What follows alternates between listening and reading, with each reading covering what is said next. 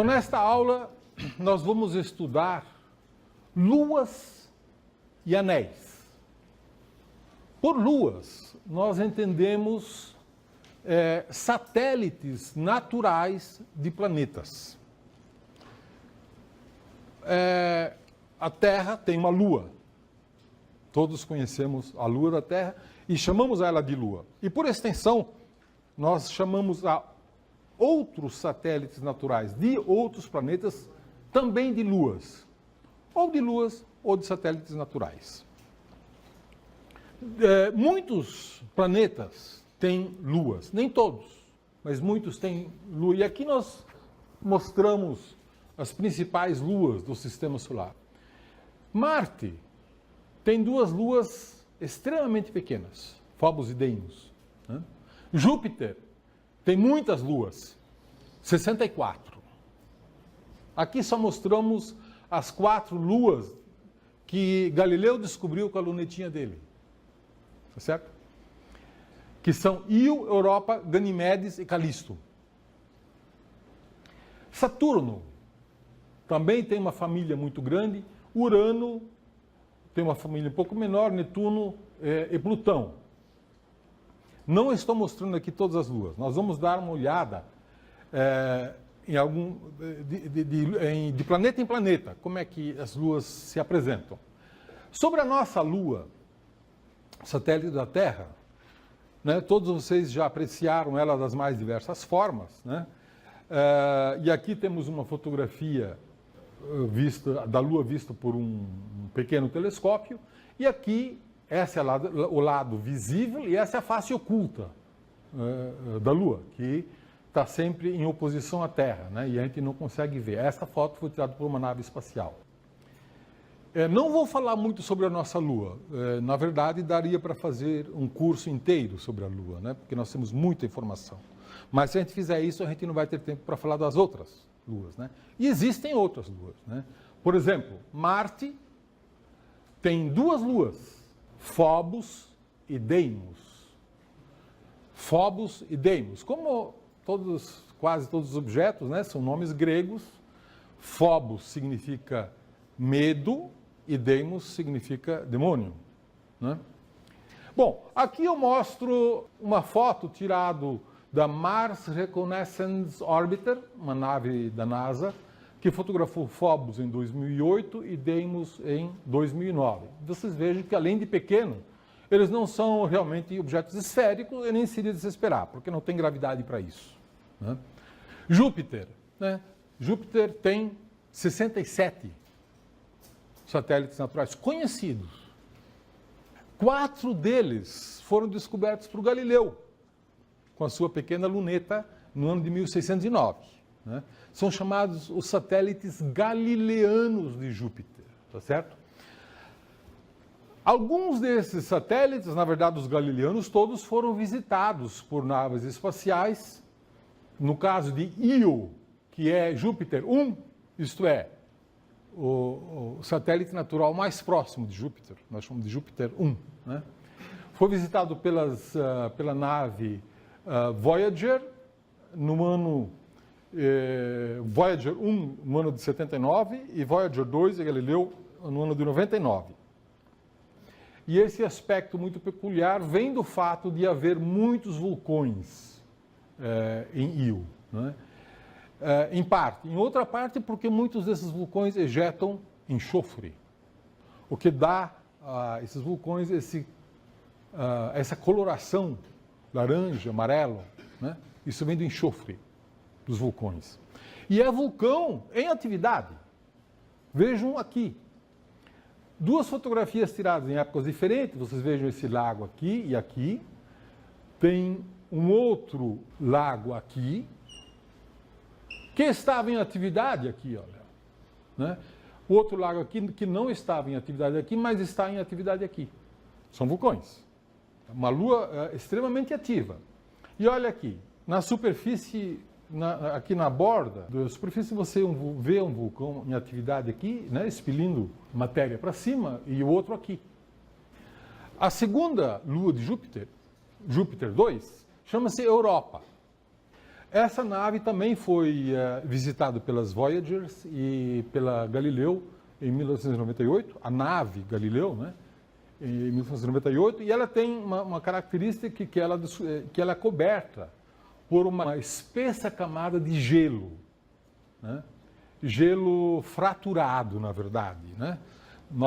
Talvez a gente pudesse reconhecer aí placas tectônicas, né? Formadas de gelo, não de como são na Terra, né?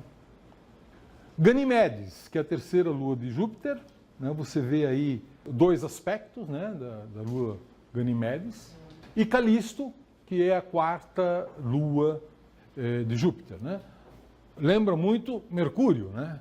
E até um certo ponto a lua é quase difícil, numa primeira vista, você dizer se é Mercúrio, se é lua ou se é Calisto, né? São, de fato, muito parecidos, né? Saturno tem 62 luas conhecidas. Esta fotografia aqui foi tirada pela nave Cassini-Huygens. A nave Cassini-Huygens fotografou Titã e Encélado na mesma fotografia, né? Uma passando na frente da outra. Titã é uma lua que tem criovulcanismo. Criovulcanismo. O que é um vulcão? Vulcão é um lugar onde sai lava. Crio é muito frio, então sai lava fria. Gelo, por exemplo. Né? Um vulcão no qual você tem gelo sendo expelido, né? E Titã tem um outro aspecto também, que você pode ver aqui, que a beirada de Titã é meio azulada, né? É a atmosfera. É a atmosfera de Titã. Encélado é uma lua muito pequena. Ela tem apenas 500 quilômetros de diâmetro. Encélado caberia no estado de São Paulo, certo? Vocês vejam que Encélado é um pouco maior do que a ilha da Irlanda e um pouco menor do que a Grã-Bretanha. Isto seria Encélado. Mas Encélado pareceu muito estranho nas primeiras imagens, né? É um planeta muito pequeno, uma lua muito pequena, mas ela foi descoberta por Herschel, logo depois de ter descoberto Urano. Ele descobriu, com um telescópio relativamente simples, uma lua tão pequena. Por que isso? Porque ela é muito brilhante no céu. Brilhante não é porque ela brilha com luz própria, é porque ela tem uma refletividade muito alta.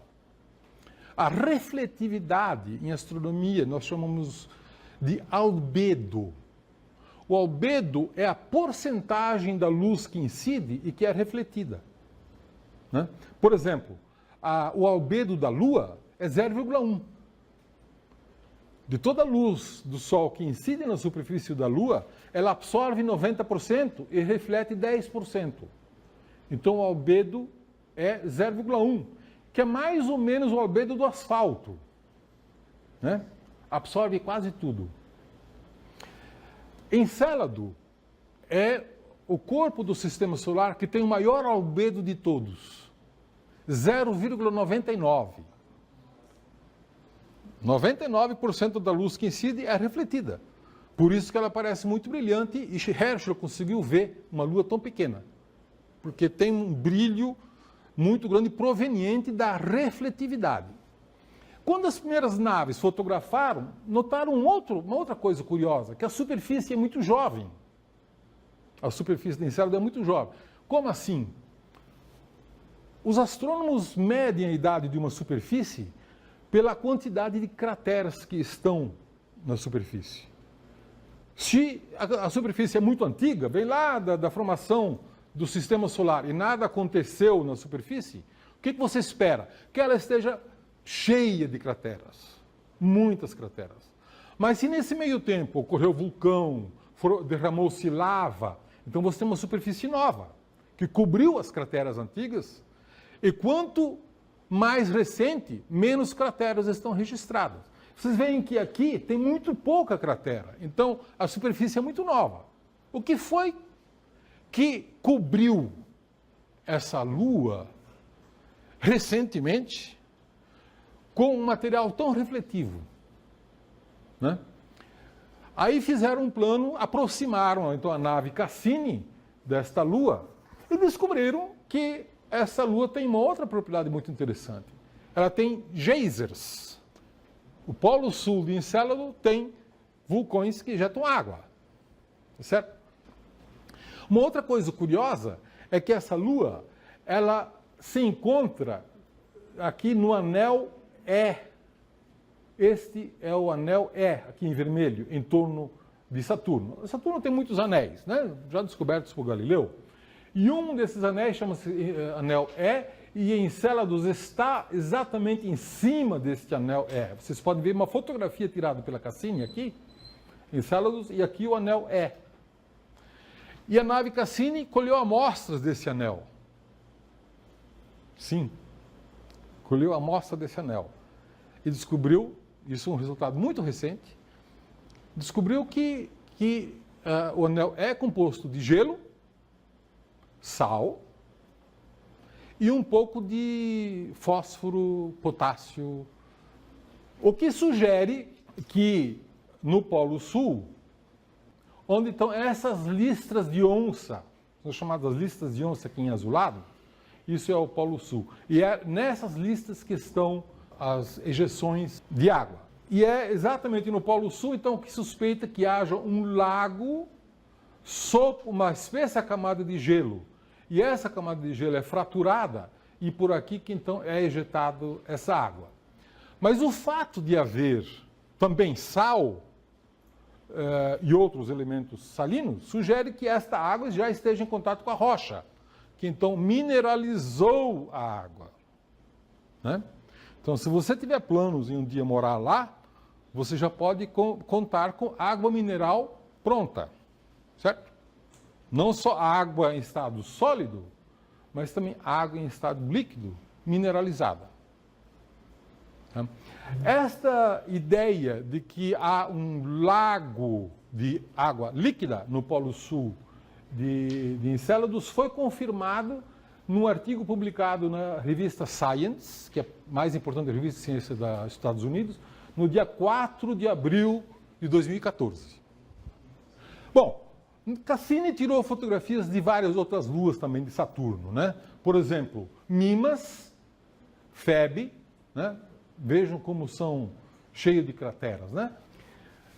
Dione, Saturno 4, é a quarta lua mais próxima de Saturno, também uma foto de Cassini, que tem crateras, mas também tem falhas geológicas, né?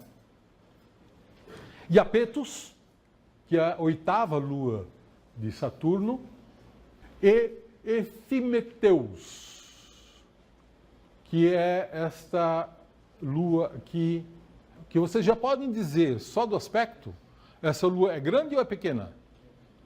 Pequena. Por quê? Porque tem pouca massa. Se tivesse muita massa, ela seria redonda. E ela, evidentemente, não é redonda, né? O formato dela é meio retangular, meio quadrado. Ok. O planeta seguinte chama-se Urano. E Urano tem um total de 28 luas conhecidas, né? As principais, as mais próximas, são Puck, Miranda, Ariel, Ubriel, Titânia e Oberon, né? Nós vamos visitar agora algumas dessas luas. Voyager 2 fotografou Miranda e Oberon. Estão aí as fotografias. Voyager 2 também fotografou Ariel e Ubriel. São dois primos, né, pelo visto, os nomes. E já estamos agora em Netuno, né? Netuno tem apenas 14 luas conhecidas. Mas a maior lua de Netuno chama-se Tritão, né? Tritão tem essa forma um tanto quanto estranha, né, de uma região velha, cheia de crateras, e uma região nova, com poucas crateras, né? Aparentemente alguma coisa como um grande derrame basáltico aí, né? E uma outra coisa muito estranha é que, assim como em Encélado, Tritão também tem geysers, né? Aqui, você vê esses pontos escuros são geysers, soltando, então, vapor, que por causa do vento Todos esses geysers têm sinal de vento jogando o vapor nessa direção, né? O vento aqui indicado por essa flecha azul e as plumas dos geysers mostrando que estão sendo jogados para lá. Alguém vai se perguntar por que alguns planetas têm poucas luas e outros planetas têm muitas luas? O que faz com que o planeta tenha mais ou menos luas, né? Então aqui está a estatística que mostra que Mercúrio tem 0 luas, Vênus tem 0 luas, Terra tem 1 e Marte tem 2. Esses são os planetas rochosos, né?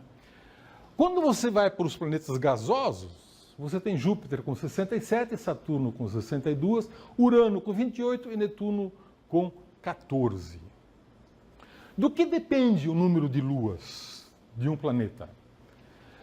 Depende fundamentalmente de duas coisas: da massa do planeta e da distância ao Sol. Se você tiver um planeta próximo do Sol, a gravidade do Sol vai competir com a gravidade do planeta para prender ou para perturbar a órbita da Lua. E pode, de uma certa maneira, tornar essa órbita instável e ejetar a Lua. Então a distância, quanto mais distante do Sol, menor é a gravidade comparado com a gravidade do planeta. E mais facilmente a Lua pode ser mantida em órbita do planeta, né? Mas não é só a distância, também a massa do planeta é importante. Se você tiver um planeta de grande massa, ele tem mais capacidade, tem mais gravidade para manter a órbita do planeta, da Lua, menos influenciado pelo Sol, né? Então são dois fatores que são importantes: a distância ao Sol e a massa do planeta, né? Então vocês vejam que, de uma certa maneira, os dois planetas mais próximos do Sol, que também são dois planetas rochosos, não muito massivos, têm 0 luas. Já o terceiro tem 1 lua, o quarto tem 2 luas, tá? E aqui você tem distâncias muito maiores e planetas de muito maior massa com muito mais luas. Mas não é só isso. Também depende um pouco da história de cada planeta e de cada lua. Então, por exemplo, as 3 luas dos planetas rochosos, que são Lua, Phobos e Deimos, eles se formaram por acidente, não é? Enquanto que as luas dos planetas gasosos, os planetas massivos, se formaram junto com os planetas. Então, nasceram junto de uma mesma nebulosa original, se formaram juntamente com o planeta. Tá certo? Nos planetas rochosos isso não aconteceu, foi por acidente. O caso da Lua, por exemplo, a teoria mais bem estabelecida, na qual hoje se acredita, é que a Terra, depois de formada, a Terra se formou, enfim, 4,6 bilhões de anos atrás. Quando a Terra tinha 4,4 bilhões de anos atrás, um corpo do tamanho quase de Marte colidiu com a Terra e ejetou a Lua. Então a Lua foi formada por um acidente. Ela não foi formada junto com a Terra da mesma nuvem original. Foi uma colisão de um asteroide muito grande, né, que colidiu a Terra e ejetou a massa que formou a Lua. Já as 2 luas de Marte, eles muito provavelmente são asteroides que foram capturados por Marte. E também então, não se formaram junto com Marte. E a prova disso é que, se tivessem sido formados junto com Marte, deveriam girar na mesma direção. E elas não giram, elas giram em direção oposta, né? O que é uma evidência muito forte de que foram capturados. Na verdade, são asteroides que foram capturados por Marte, né? Mas Marte é um planeta mais distante do que Vênus, apesar de ter menos massa. Vênus não podia ter capturado asteroides também? Poderia. Mas Vênus está tão perto do Sol que provavelmente esses asteroides eventualmente capturados no passado teriam órbitas instáveis e teriam sido ejetados. Talvez seja mais fácil capturar um asteroide para o lado de dentro, mas mais difícil de manter, por causa da competição da gravidade do Sol. Né? Atividade geológica. Nós vimos que em várias luas, em vários planetas, você vê atividade geológica. Geológica entre aspas, né? Porque geo se refere à Terra. E o que é atividade geológica? São os vulcões ativos. Quando você tem um vulcão ativo, você tem atividade geológica ocorrendo nesse momento. Terremotos, né? Placas tectônicas, a deriva dos continentes, isso tudo é atividade geológica. Onde você vê atividade geológica ocorrendo agora no sistema solar? Na Terra, evidentemente. Né? De vez em quando nós temos notícia de vulcão, temos notícia de terremoto e sabemos que os continentes estão se afastando. Né? Em Vênus, vocês se lembram que tem uma superfície coberta de nuvens, você não vê a superfície. Mas por radar, você pode estudar a topografia e tem vários vulcões na topografia de Vênus, mas é difícil saber se esses vulcões são ativos ou não. Né?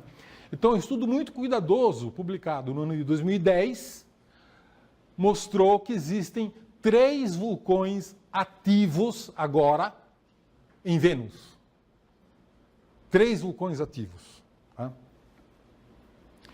Marte, Mercúrio, 2 planetas, têm evidências de derrames de lava ou de vulcões. Marte tem vários vulcões, montanhas muito altas, ainda com os domos dos vulcões, naqueles furos que tem em cima, que você pode ver, registrar.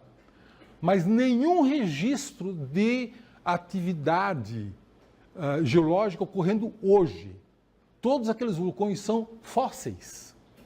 Assim como na Lua, né, onde também existem derrames de lava, Ganimedes, Tétis e Miranda. Em todos esses ocorrem registros de lava fóssil, que ocorreu no passado remoto. Né? Io tem vulcões que ejetam lava, que inclusive tem muito enxofre, por isso essa cor amarelada. Né?